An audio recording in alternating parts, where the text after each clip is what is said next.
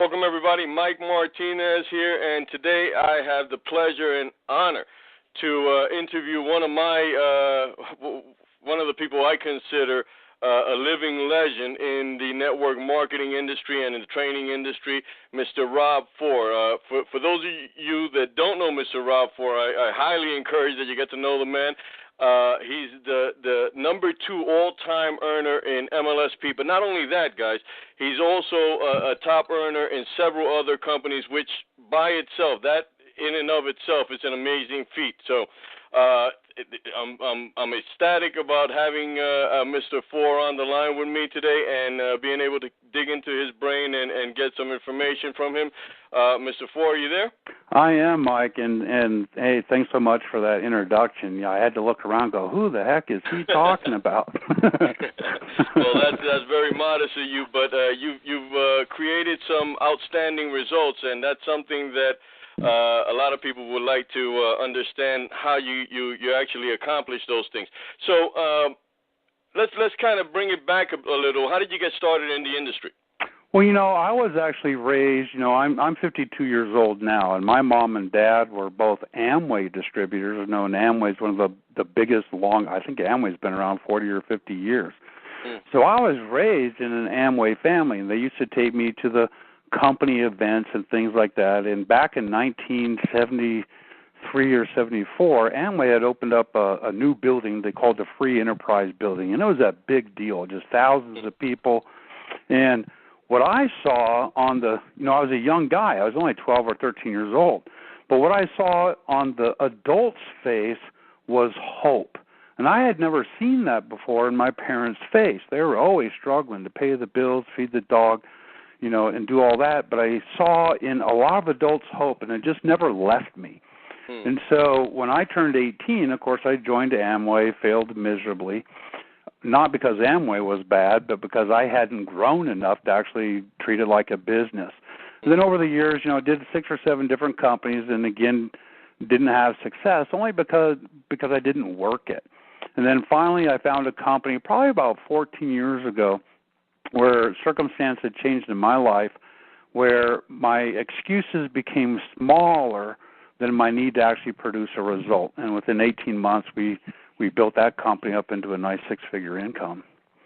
So I think it's like a virus. Once you get hooked on the concept of passive residual income, work once, get paid again and again and again, it's kind of hard to leave alone. We just keep coming back to it, Very interesting. And, it's a common theme that we see where people get involved in the industry. They don't know what they're doing. They're having a hard time.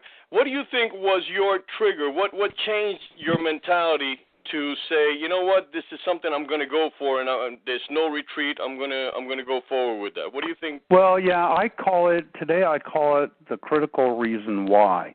We all have to have a critical, emotional reason why building a home-based business, whether it's network marketing or becoming a bestseller and author or whatever you want to do, you have to have a reason why that's bigger than the excuses we've been wearing like a blanket all of our lives.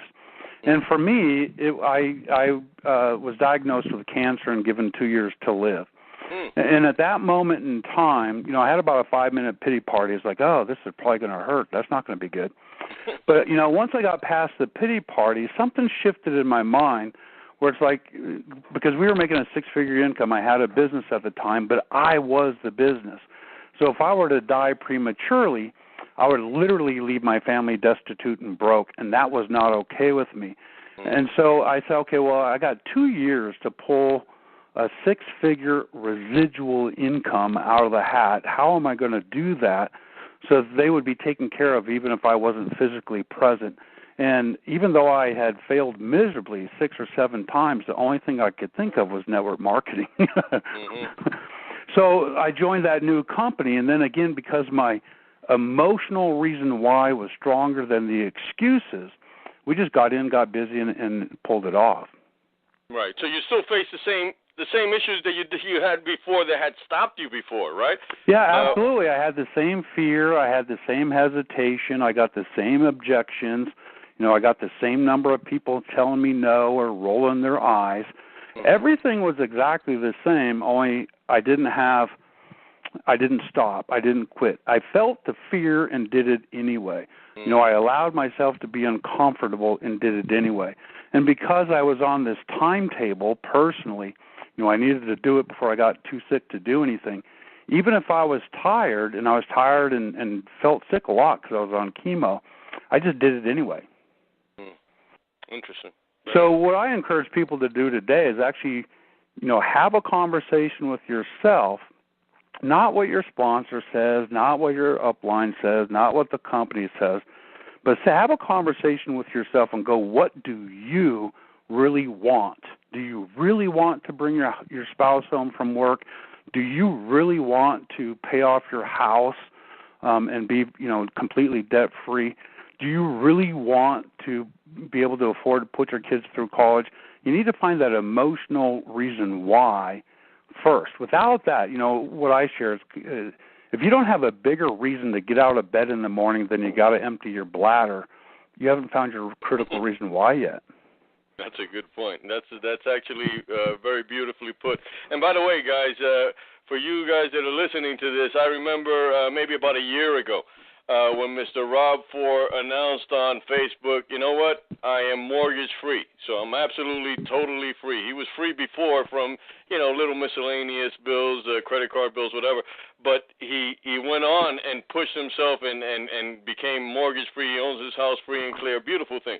Let me kind of move this along, because what really caught my attention about you, Rob, was the fact that I sat down and listened to a training that you did, and you kind of laid out a system for any person to go out there and create a six-figure income with network marketing. And you did something that I thought was revolutionary, because very few people talk about this. You kind of stated what you need to do if you want to create a six-figure income is find 100 personally sponsored recruits that you bring into your company, right? Yeah, that's absolutely right. I mean, most of us, if we go and we look at a company compensation plan or their presentation, it usually goes something like, well, hey, you sponsor two, who sponsor two, who sponsor two, or you sponsor five, who sponsor five, and 90 days later, we got 1 million people on our team and we're rich. Well, one of the things I had learned that the easiest way to produce the result you want is to find somebody already who has done it and simply copy them. And so when I really got serious, I interviewed top income earners and top producers in multiple companies, and they all basically said the same thing. You're going to build a six-figure income from only 2 or 3 people that get in and get busy. But to find those 2 or 3 people, you are personally going to need to sponsor 100 people, because most people, 85% of them, will sign up, and that's the height of their career. They'll stay on auto ship. They'll never sponsor a person. 85%. About 10% of the people will actually get in and do something. They'll sponsor 2. The industry average is about 2.5 people their entire career. And then you got that tiny 2 to 5% who, for whatever reason, the timing's right in their life, they're just going to get in and get busy. And so that's the magic. If you want to create a six-figure income, go personally, do whatever you need to do to sponsor 100 people. You want to create $200,000 a year, go sponsor 200 people. And that's kind of how it's played out for me in real life, in addition to what the leaders were telling me. Right. And what I caught from that training, and you're just kind of giving a synopsis, but what I caught and I love was the fact that you broke down the figures. So you say if you have to present to 20 people to get one person, then that's your numbers. That's the numbers that you're working with right now. It is what it is. And so if you were looking to sponsor 100 people in 12 months, you got to kind of work those numbers in there. And maybe the numbers improve as you get better, right? Well, yeah, that's exactly right. Yeah, as you get in, get busy, and do what you need to do, you're gonna become better at what you're doing, whether it's lead generation or closing people, team training, whatever you're going to do. And in fact, I just did a Facebook post the other day where I was talking about, let's break it down, reduction to the ridiculous. And the example I used there was if a person wants to make $5,000 a month residual income on or before December. Now, right now we're in February. so 10 months from today, and let's say that you earn $100 per month per person you sign up. Well, you'd only need 50 sales. We break that down, 50 divided by 12 is whatever it is, divided by weeks, whatever it is, and we need, let's say we need 50 leads to get one sale. I broke it down to create that $5,000 a month income by the end of December. You need about 8 leads a day. And if we break our business down, reduce it to the ridiculous, this huge goal we have in mind really doesn't seem that difficult. Right. That I think is gold, guys. Whoever's listening to that, I hope you're taking notes, because really, I mean, when everybody wants a step-by-step system, that is by far the best step-by-step system that I've heard anybody train on, and that's why I'm such a big fan of Mr. Rob Fore. Yeah, why I like that, and and everybody's numbers will be different based on your company and your comp plan. But why I like that, if you can break that down and say, here's my goal, here's what I need to accomplish in this time frame, and break it all the way down to how many presentations do I need to make, or how many leads do I need to get in order to have those presentations. Now, instead of having this big out-of-reach goal, 100,000 in the next 12 months, I have a daily outcome I'm looking for. I need to generate 8 leads today, which is a very palatable goal and quite easy to do, because now I can just narrow my focus, go, what do I need to do to get 8 leads? I just need to get 8 leads, 8 leads, 8 leads, and it works. Very good. What do you see are the biggest challenges newbie network marketers are facing in recruiting today? I think they forget the word marketing, quite honestly. It's network marketing. Right. And whether it's the fault of the company or the company training, they really do promote this idea, hey, go talk to your family, your friends, your coworkers, introduce them, the product will sell itself. They'll sign up 5 who sign up 5, and it's not true. Right. If you go to your family and friends, in the scriptures there's a passage that says a prophet is not known in his own country. And that often happens with us. If I went to people in my family when I was young, they go, we're not going to listen to you. You're an idiot. Why would we listen to you? So you may not have that credible authority within your warm market. And if you do, the reality is, let's say you knew all of 50 people. You should be able to blow through and introduce your company to all 50 your first month. Right. Now what? See, if we need to personally sponsor 100 people, and you only approach 50, your family and friends, and you signed up 3, we got 97 more people to go. Where are we going to find those people? And so we need to embrace and learn the art and science of marketing so that we can attract people to our store. It's just like if I had a barber shop and I need to get people in the door in order to get the haircuts going, I have to somehow advertise or promote my business. And that's where I think the beginners fail to embrace marketing. Mm-hmm. I remember hearing one time, network marketing is the business that's full of people that don't know how to market. That's exactly right. Yeah. That's exactly right. And I do think that's the biggest challenge. So as the upline leader of your team, obviously you need to learn how to market, but then present your team with how they can learn it as well. And again, your numbers aren't going to change. That's the amazing thing. You could have the best marketing, training, and everything else, and still 85% of these people probably won't do too much of nothing.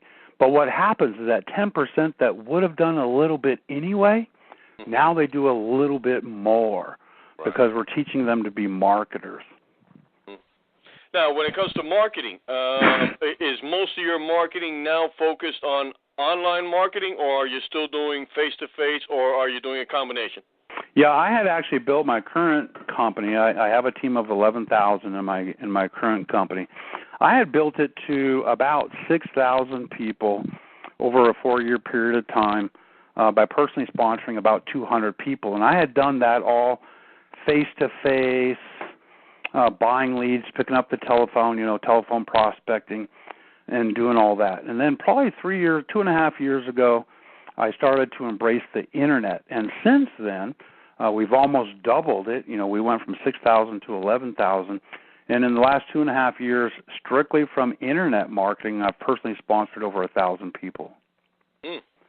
Outstanding. I mean, those numbers are just the 200 numbers, the 200 that you were sponsored offline. That's absolutely amazing. And it took definitely some dedication from you, because I know what it is to sit in the phone and call leads and stuff like that. Tremendous amount of rejection, tremendous amount of hang-ups and people being rude and stuff like that, and just continuing on to do that. And I don't know if you've faced that. I know I've faced that. Oh, well, it's horrible. I used to have to play games just to get myself in the mood. I went to, there's a trainer out there, Danny Johnson, who, became a multimillionaire in the network marketing arena when she was young. Now she's a trainer. But I've been to a couple of her trainings. She said, you got to get into this power prospecting mode, and here's how I do it. And she comes out on stage wearing a tiara and 6-inch stiletto heels. Wow. Well, I went and I bought myself a tiara, and I went and I bought myself some 6-inch heels. And I did the heels one time. I figured out that's not cool. And I would just play with myself to get in, so it wouldn't be so hard mentally. Right. And I think that's one of the big things is people should take a look at marketing methods.